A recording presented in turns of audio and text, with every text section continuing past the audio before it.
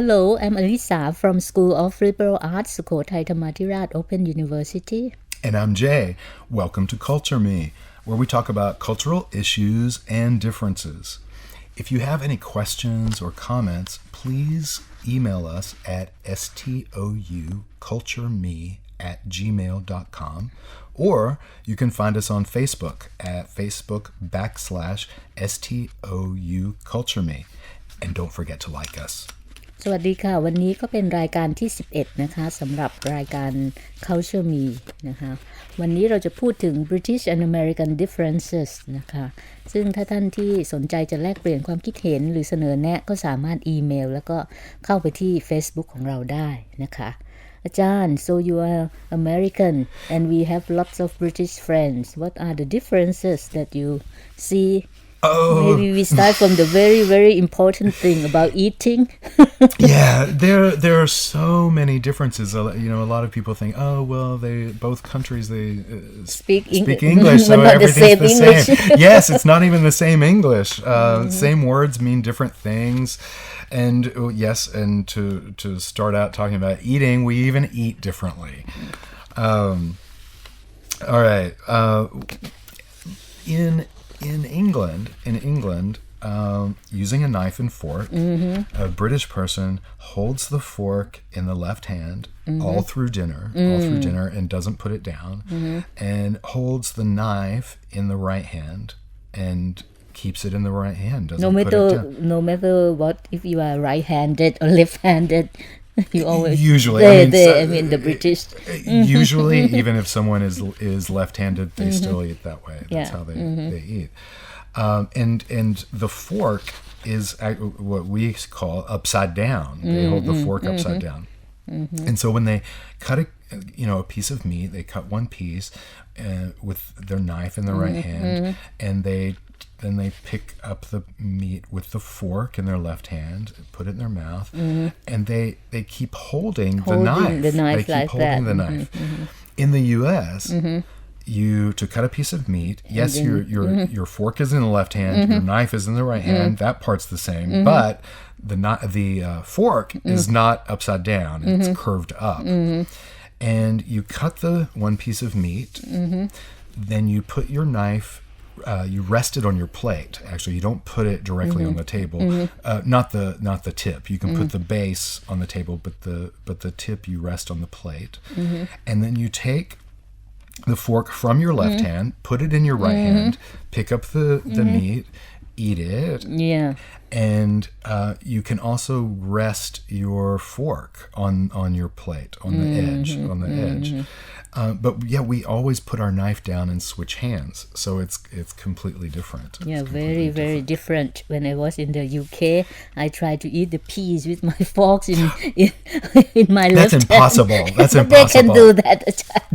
That would take practice. And in the US, you always shift this knife and forks all the time. We always shift. And in the US also, we're taught as children, starting when we're children, when we're not eating and we're at the table, we keep our hands in our laps under the table, not to keep our arms on the table. But it's the opposite in throughout Europe. It's proper when you're not eating to keep your hands where they can be seen. Yeah, we can see a lot of these differences when people eat. And they in England, they eat French fries with a knife and fork. Yeah, the chips, fish and chips. Right. In the U.S., it's proper to eat French fries with your fingers. Even in a nice restaurant, you eat. There are some things like fried chicken and French fries that are proper to eat with your fingers. So using your fingers, you can do that sometimes. Sometimes, it just depends on the food.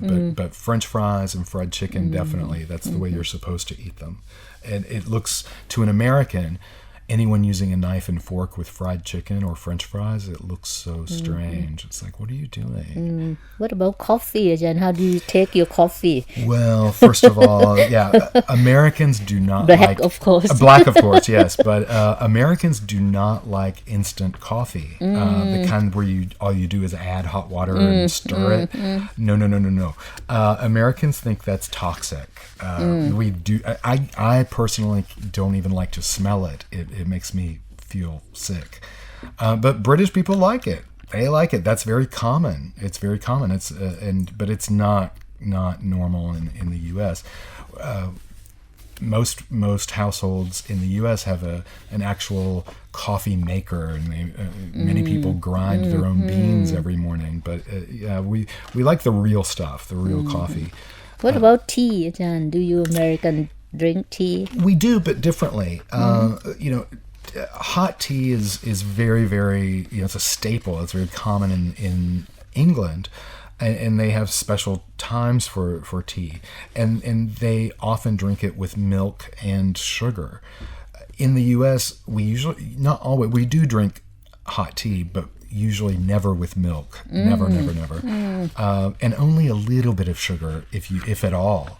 But the most common way to drink tea in the U.S. is cold. We call it iced tea. Iced tea. With no milk and no sugar. Just plain, simple, freshly brewed iced tea. Yeah.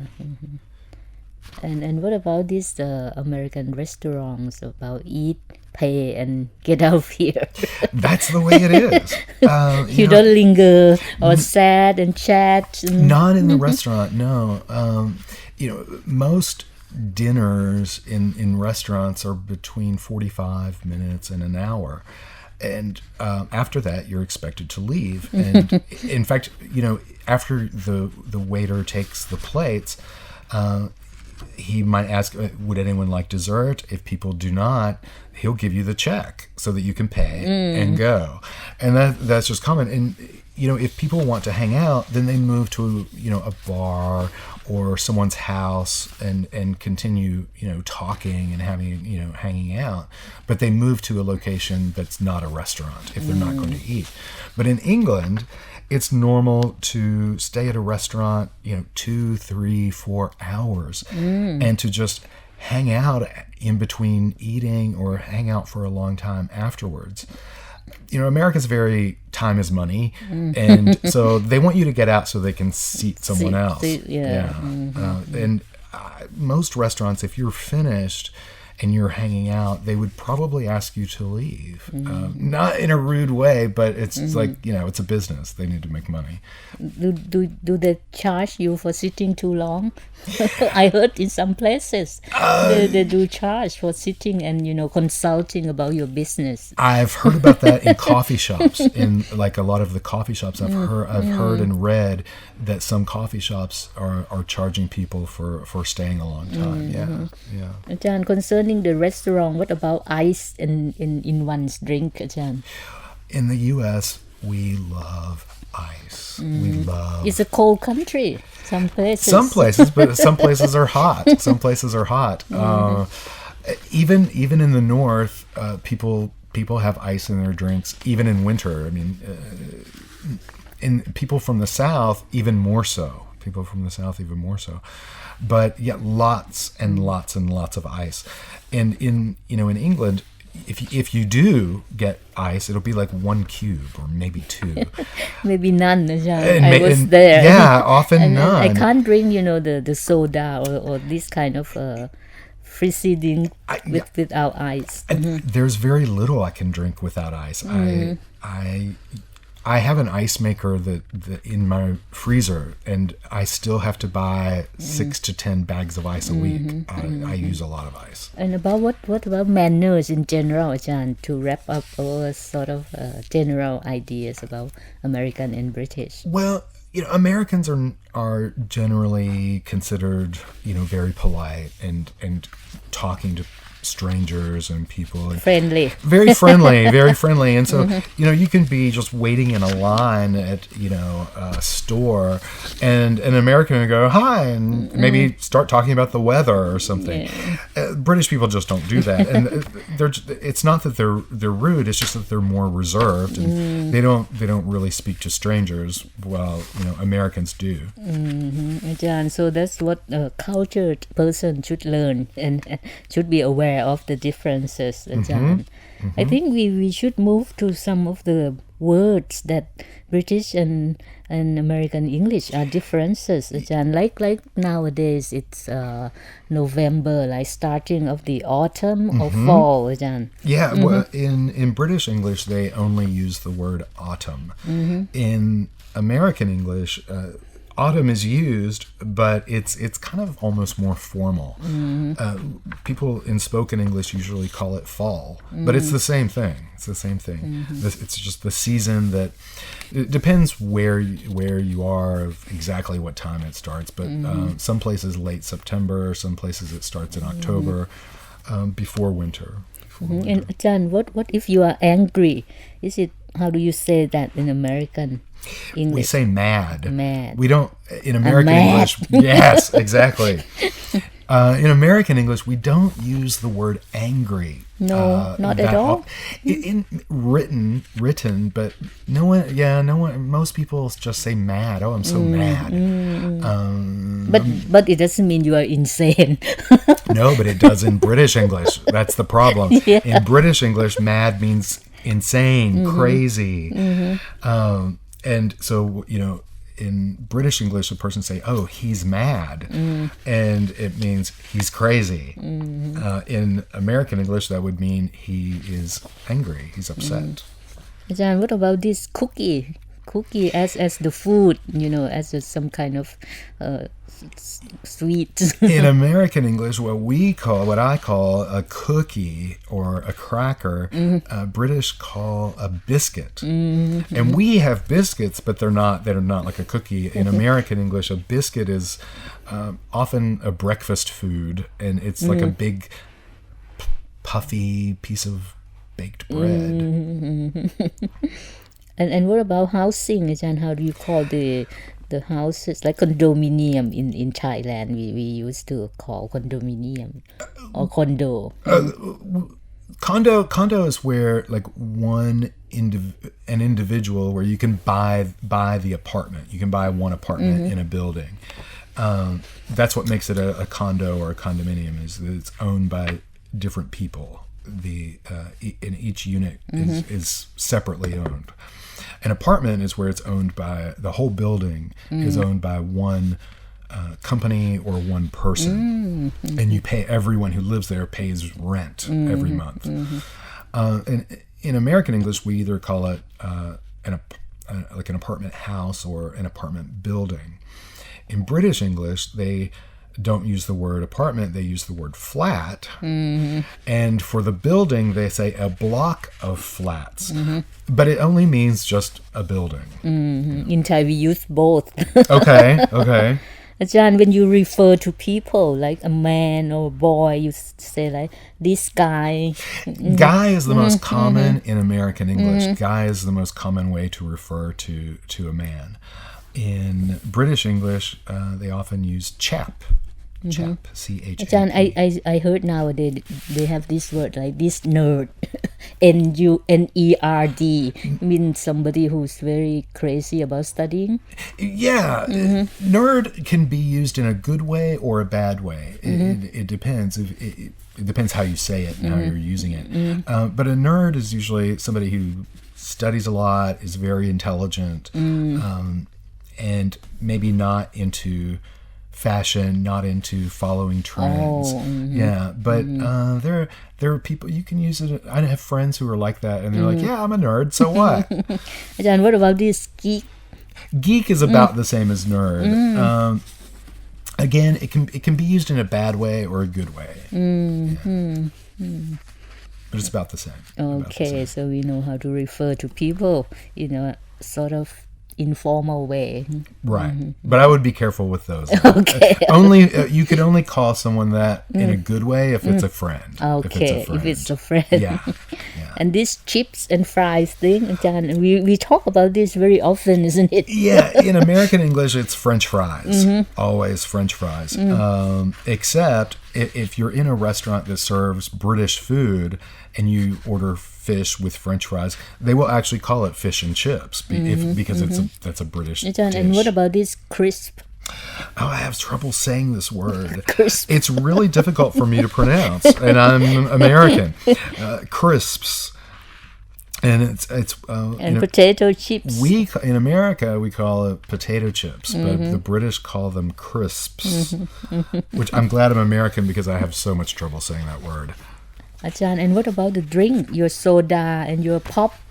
They call fizzy drink, isn't it? In British English, they say fizzy drink. In American English, it can be. It depends where you are in the U.S. because the U.S. is so big, and actually the different terms are used in different regions. Some regions they call it pop. Some regions they call it soda, and some regions they call it Coke. Ajahn, what about this overpass on the street? An overpass, like where when the road goes above, it goes kind of in the air, especially over another road. In the U.S., we call it an overpass. In England they call it a flyover, and that's used in Thailand because at first I didn't know what people were talking about. They kept talking about a flyover, and I was like, I have no idea what that is. Ajahn, and this very, very confusing. How do you count the floor, Ajahn? First floor and ground floor. That still confuses me because Me too. I don't really understand the British way, and I think that in Thailand I think it's kind of mixed sometimes. In the U.S., it's first floor is where you walk in, and but in British English they call that the ground floor, And the first floor is up above. right? Is above that, which so if you have a 12-story building, but there's also a ground floor, it's really a 13-story building. Ajahn, and what about lift? Lift in Thailand we use the word lift. Yeah, lift As is. for the American, We use elevator. Elevator. We use elevator, yeah. But in British English, it's lift. Ajahn, and if you are a student, you get your grades, not marks. Right. I had never heard marks until I moved to Asia. I was like, what are my marks? I'm like, what? What are you talking about? Ajahn, and what about this mobile phone in Thailand? We use the word mobile, but you use cell phone. We say isn't it? cell phone in the U.S. We say cell phone. We know what mobile phone is. We know the meaning. We just usually hardly ever say it. We Ajahn, say and when you cell. call someone in England or in the European country where they use English, some of them use ring up. Yeah, they say ring up. I'm gonna ring up John. We would say I'm going to call John. I'm going to call John. And what about the queue? If you are in the queue or the line, American use line. Americans use line. British use queue. Traveling internationally, I mostly see queue. So I learned that pretty early on. Ajahn, and these very sort of important words about the toilet and restroom, Ajahn, I think is important. In British English, it's okay to say the word toilet. Americans have a problem with it. In American English, to say I have to go to the toilet, it sounds bad. It sounds really bad. So we say I have to go to the bathroom or I have to go to the restroom. Ajahn, we go to the C section because we go by alphabetically this time, but in American you call C, but the British you call Z, the word C because I or Thai people learn both ways. You learn and both? when we Okay. learn Z, A B C D E F G, and Z, not Z, So this is the Z, like in zebra crossing for the British. Which we call pedestrian crossing. Yeah, Or the crosswalk. Z. Or crosswalk. Or the Z. You never heard of Z?